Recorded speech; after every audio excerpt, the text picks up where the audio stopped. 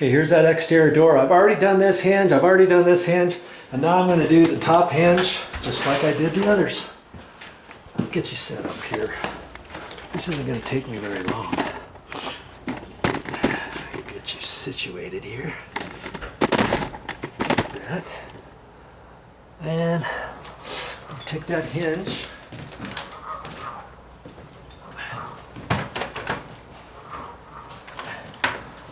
Screws out.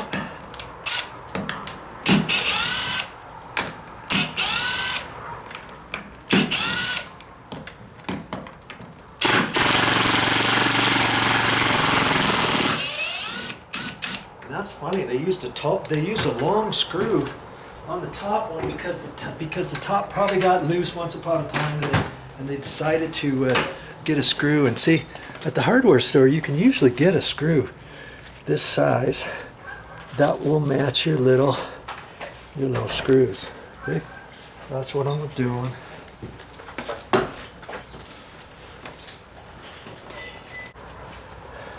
Now lots of times when you have a solid core door, sometimes those little screws get loose, and if they do and start spinning, you can put the longer ones in. Just make sure that when you put the longer ones in, like see on this type of hinge, this is a 4-inch hinge.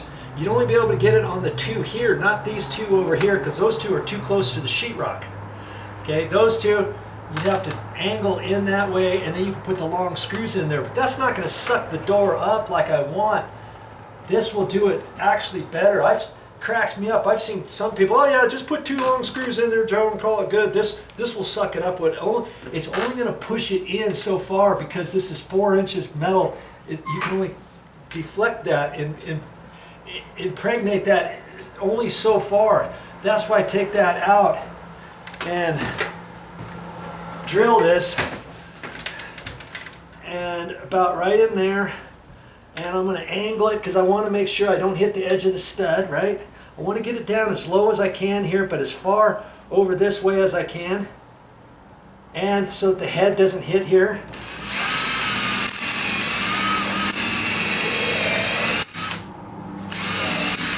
Get up high enough, but not too close to this one screw. But it's going in at an angle, so it's probably okay.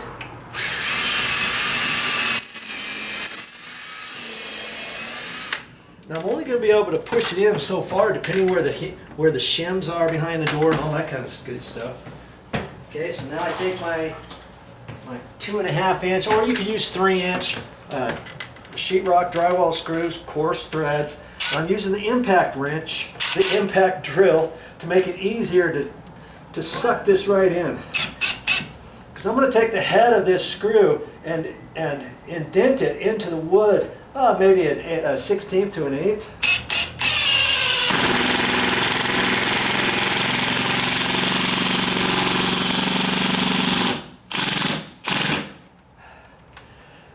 There's no way I can push it in any further than that, right?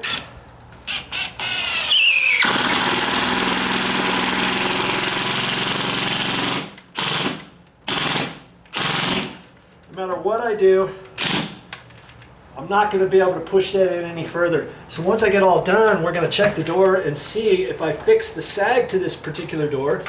And if I haven't fixed it 100%, if I want to do it anymore, I can adjust it, but with these hinge knuckles.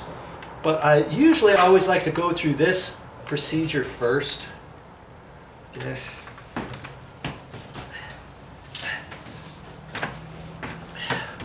And I see the door. I need to prop the bottom of the door up, you know, just to kind of get it up a little bit. And hopefully I got something here. I got my nail puller. I've got a putty knife, so I'll put the putty knife down so I don't scratch the floor, let's say. And I'll put that under there so I can raise this door up a little bit. If I can. Like that.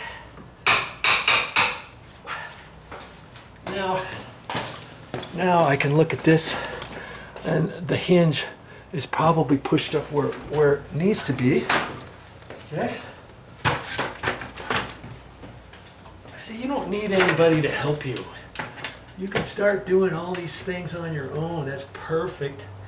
If anything, there we go, right there. I'm going to do the long screw first, and then that'll keep the hinge in place for everything else. And you know, whoever put that in, they use the same hole as before, and it's right on the edge of the stud. And I think what I'm going to do is angle that just a hair, so I get it into the wood a little bit more. Not too much of an angle, because I don't want the head to stick out of the face of the hinge.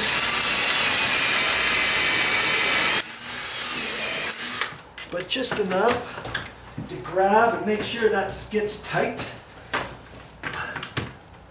Okay.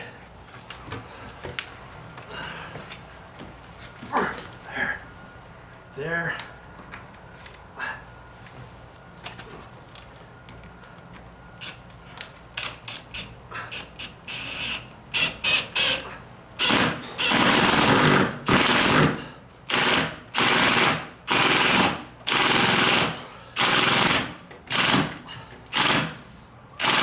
Boy, it's a good thing I got the impact drill for this, huh? Okay. Well, it still looks like it could go in a little further. I'm afraid that I might twist the head off. I don't know what the deal is with that. Just gonna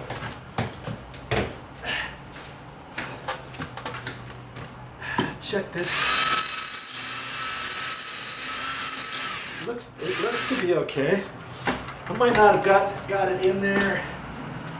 It might have sunk back into the same hole as before.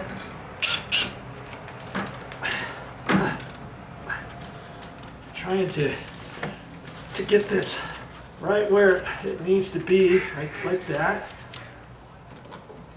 And in fact, maybe I can use one of the small screws.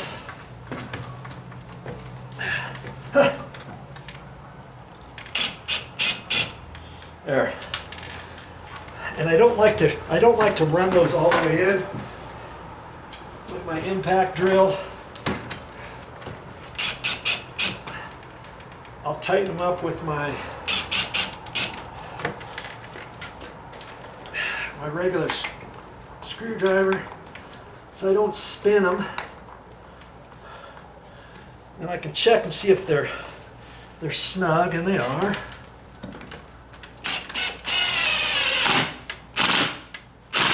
There. Okay.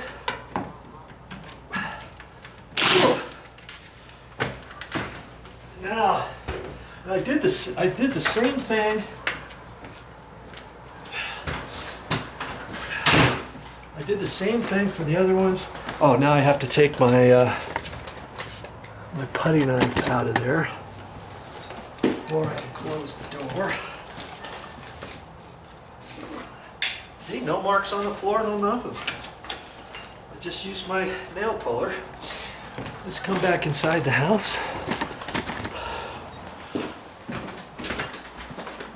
You're going to see what I see for the first time. I'm just going to hold you. Let's see how much of a gap we got. Look at that. Isn't that nice? See? And I've got that same gap all the way down now, don't I? Because I sucked these two over. You can tell this one's a lot closer right in there. I still have, this is kind of a big gap here, but I've lessened the gap with this being pushed over. Okay? And now, remember before the door was rubbing on the back side of that. We made that determination before. Now see the gap, see how much room we got now? The clearance. Okay. Got quite a bit of clearance there now, don't we? Almost 1/8 of an inch. And then when you close the door all the way, you got about 3/16 there. Now, if I wanted to go over further, I'd have to, what would I have to do? Okay, I'd have to take the door back down, take this the whole door down, and leave, we're gonna have, I see these 2 knuckles right here are attached to the door, right? Okay, and so I take the 3 hinge pins out, I set this down on the ground, and I take my crescent wrench on this knuckle, and I bend it that way. I take this knuckle, bend it that way. I could bend it 1/16 of an inch. 1/16 of an inch. And that's all I would have to do. I wouldn't have to do anything to these other 2. And then when I put the door back in there, guess what? This gap, it would be less. It would be pushed over a little bit more. I'd have a little bit more of a gap here. I don't think I want to do that. I think I'm good. Besides, if I move that over further at this edge, it's going to be up tighter to that. And when I look at this, look at this. It's almost touching. That's because whoever installed this years ago, if you were to put a straight edge on it from end to end, this has a bow down here, the door header. Okay? And that's why it's almost hitting. So can you see it? If I wanted to tweak this over and push it over there further, this gap would get bigger, this gap would get lower, and chances are it would start rubbing right there. So I can't do that, can I? Oh, I think this door is good. Nice. I got that one off my list. And look at that. I've got a nice clearance, and that's a good clearance to have. That or just a hair bigger, because remember I showed you before with the square, this does not have a bevel on it. This is just perfectly square. And so that's the high, that edge is going to be really close to there, more so than here. You follow me? And so now that I've done my good deed for the day, I'm calling this door good. See, I've got the clearance there, and that's all fine and dandy. And I'm almost touching. See, I'm almost touching right there. Even though there's a big gap there, see, there's probably shims right there. Now that I've sucked that over, I've pushed that over, but it could only go so far. So if I try to do my trick later and tweak these, I'm not going to go any closer because it's almost touching, right? Even though it's not touching there. And see the big gap there? There was a big gap there to begin with, but it's about the same now because I got those 2 long screws in there. So I've kind of taken this door frame and went, just a bit, depending where the shims are and all that kind of stuff and how tight it is to the 2x4. I mean, there's only so much you're going to be able to do. But, you know, when's the last time you walked up to a front door and you checked out the edge where the hinges were when you walked out the door? Nobody does that. And for my money, I want to see the nice gap there.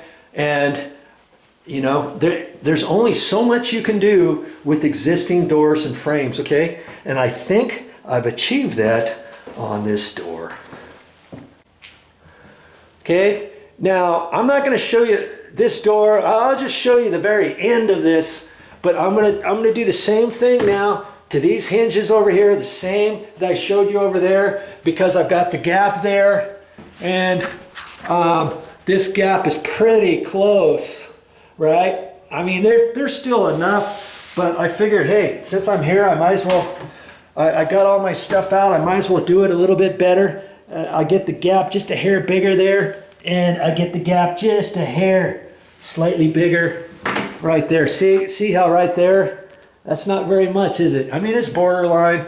And because I'm painting, I'm putting another layer of paint on the edge of the door. I'm putting another layer of paint on the door jamb. Granted, that's not very much, but the last thing I want is a year down the road for this thing to start rubbing and stuff, because these are old hinges, and after a while, you get the hinge pins start wearing out a little bit, and start moving around, and then your knuckles are worn out on the inside of where the hinge goes, the hinge pin, and the hinge pin gets worn, the knuckles get worn, and then this thing slides over further. And we already see, look how big that gap is. So I know when I put the screws in, this gap is going to lessen. This gap's going to lessen. This gap's going to lessen a little bit. This one not so much. See how close it is there? So I may only put one screw in that one, a double screw and a double screw. Drive those in as far as I did that one. Drive these in as far as I did that one. Drive just one, the top, not the bottom of the hinge. Put one screw in there. Maybe suck that over just a little bit. It doesn't. This one's actually fine. When I tilt up this, it's going to go that way. And see, I got enough room there. See the gap there? It's bigger right there than it is over there. Not by much, but that's going to be resolved too. And I'll show you that next to finalize this particular video.